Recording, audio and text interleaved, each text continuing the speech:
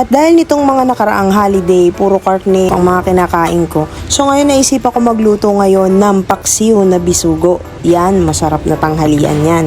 Ayan, naggayat na ako ng kamatis, sibuyas, at luya.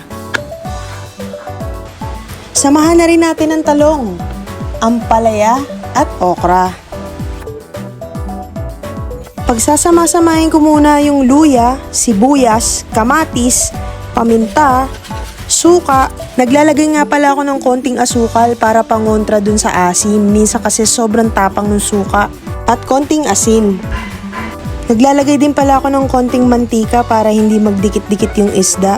Ilalagay ko na rin pala yung mga gulay dito para sabay-sabay na natin silang pakuluan. Lulutuin muna natin sa suka yung isda at saka yung luya para kumapit yung lasa at matanggal yung lansa. Pagsasama-samahin ko lang tong ingredients na to at pakukuluan lang natin siya ng mga 15 to 20 minutes at pwede na tong kainin. Yan, perfect combo. Meron akong hinog na mangga at saka bagoong.